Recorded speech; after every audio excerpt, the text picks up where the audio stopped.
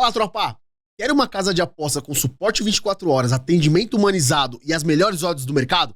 Vem nesse QR Code e faça sua fezinha. Aposte fácil, relaxa e joga. Hey! E aí, Doeblin, dentro desse cenário, aí a gente vai trazer mais pra atualidade, a gente pode ir e voltar. Como que você tem visto o cenário atual da arbitragem, não só no Brasil, né, mas de um âmbito geral, assim? Não, você tem muitos países onde a arbitragem é séria. E quando eu falo séria, não estou falando de esquema, estou falando séria, que ela é tratada com seriedade pelo sistema, pelo futebol. Sim. Desde a escola de árbitros, por quem comanda. Quer dizer, as escolhas no Brasil têm sido escolhas muito mais políticas do que escolhas técnicas. Então, assim, você pega a comissão de arbitragem do Rio de Janeiro, por exemplo. Quem devia comandar era um cara que esteve lá, foi árbitro FIFA, que tem espírito. Não, escolhe o cara que às vezes é ligado a um deputado. Nós tivemos árbitros que foram para a Copa do Mundo porque o cara foi pedir para o senador da República e o senador brigou para ele ir para a Copa do Mundo. E o nosso VAR no Brasil não é VAR. Aqui não é VAR. Nós estamos correndo o risco sério do Brasil, de novo, não ter VAR na Copa do Mundo. E não tem que ter. E não é o que nós estamos vendo aqui. A FIFA não. O VAR é só consultivo, instrutivo. No Brasil, não, é decisivo. Você pega o protocolo de VAR de 104 páginas, está escrito o quê? O máximo de eficiência com o mínimo de interferência. Aqui no Brasil, não. Caraca. Todo lance interpretativo, o VAR entra. Então, tá certo a FIFA, não tem que mandar. Então, assim, o nosso problema aqui, eu acho que as escolas de arbitragem estão muito ruins com seus coordenadores. Boa parte você vai ver, nunca foram árbitros na vida, ou foram árbitros de quinta categoria, ou nunca apitaram um jogo, um clássico. Estão na escola de árbitros. E aí eles trazem para o sistema uma quantidade de árbitros mal formados. Uhum. Porque é engraçado isso, eu não sei em outras profissões, falando de arbitragem. Os maiores árbitros teóricos são os piores na prática. Porque a arbitragem não é só você conhecer as 17 regras, mas a inteligência emocional, é o equilíbrio emocional, Vivência, né? é a interação com pessoas, entendeu? Tudo isso daqui você aprende e algumas coisas estão com você. Então a gente percebe que alguns árbitros se perdem porque eles não têm características psicológicas que deviam ter na escolha do candidato. Uhum. A preocupação maior é quantos caras vão pagar. A meio salário mínimo por mês, entendeu? E aí vai um ano de curso, agora diminuíram aqui em São Paulo, que tava pegando mal já. Aí você põe 150 caras, aí estão preocupados com a questão física, aí vem uma geração darônica, e o que menos importa a qualidade técnica é como ele fica na televisão. Lógico, ele tem características que são fundamentais tipo, o grau cultural. O cara tem que saber escrever uma súmula, tem que se explicar, de repente, numa entrevista, numa situação de uma coisa extra no jogo. Acabou a luz, o que vai acontecer? O cara não pode falar, estamos com um problema aqui. Você está expondo a federação, você está expondo a arbitragem. Sim.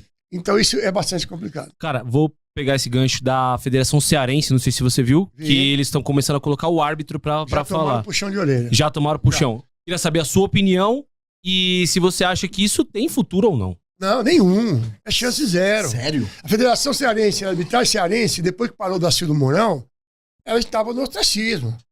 Ah, tem árbitros bons? Tem, mas não tem um puta árbitro que você fala assim, nossa, esse cara aqui vai arrebentar numa Copa do Mundo. Não tem. Essa é uma coisa que a FIFA não quer que faça. Porque você pode transformar um erro de fato num erro de direito. O erro de fato, eu errei, achei que foi pênalti e não foi. Aconteceu comigo, achei que a bola entrou e não entrou. É uma interpretação do árbitro que foi errada. Sem dúvida. Agora, se ele dá uma resposta, ele mostra um desconhecimento da regra, tá? O que acontece? O clube, apesar de ter um acordo entre os clubes que ninguém vai entrar na justiça, você garante pra mim, eu tô sendo rebaixado, o árbitro deu uma resposta dizendo que ele errou e não conhece a regra, você quer dizer que eu não vou entrar na justiça pedindo a anulação do jogo? Eu acho que eu vou. E aí eu conversei com o Rodrigo Sintra algumas semanas atrás, e ele falou pra mim que a Federação Cearense recebeu já um comunicado da CBF que ela não deve fazer isso, mas ela não pode, a CBF não pode impor, assim como a FIFA não pode impor. A FIFA, nenhum campeonato da FIFA jamais terá o árbitro falando por preservar a regra 5, que é a decisão final da arbitragem. Isso é importante a gente entender também. Tá. Só um detalhe, o que vai ter, que o Rodrigo falou, e nós temos alguns campeonatos pelo mundo já, é o aviso público do árbitro sobre o lance. Então ele vai no VAR... Como o futebol americano que eles isso, fazem. ele vai lá e volta e fala, olha, após revisão de VAR tal, não pênalti. Ponto. Com isso, a imprensa, depois do jogo, não precisa perguntar mais pra ele.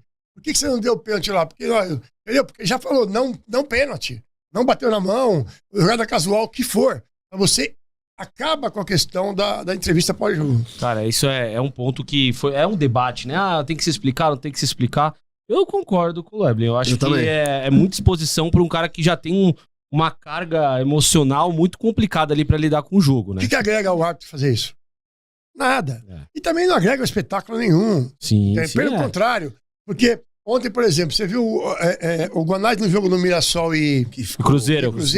Ficou puto com a arbitragem, foi pra cima, blá, blá, blá, blá. Aí já sai bravo. Aí o árbitro vai dar uma entrevista depois do jogo, o cara pergunta pra ele, ele dá uma resposta ainda que deixa piora, o Guanás mais nervoso, que vai pra uma coletiva depois, no outro dia, falar um monte de novo. Não tem nada que ajude. Tem o próximo jogo que ele vai apitar de novo. Exatamente. Por exemplo. Não tem, o clima é muito ruim. Quando você apita o jogo de um treinador e tem algum problema, normalmente demora alguns dias pra você encontrar de novo. Aconteceu comigo uma vez só, que eu expulsei quem foi? Não foi o Luxemburgo. Bom, enfim, eu expulsei um treinador no Campeonato Regional de São Paulo e na quarta, na Copa do Brasil, estava escalado num clássico regional com o mesmo treinador. Eu expulsei o cara no domingo e na quarta a gente ficava assim trocando. Eu tava bravo com o Autuori. Quando ele estava em São Paulo. Eu tava bravo com ele e ele ainda guardando aquela mágoa desse expulso. Ressentimento. Acontece. Para. Gostou desse corte? Não sai ainda. Se inscreve no canal, dá essa moral pra gente. Você ajuda muito os estagiários a continuar crescendo. Tamo junto.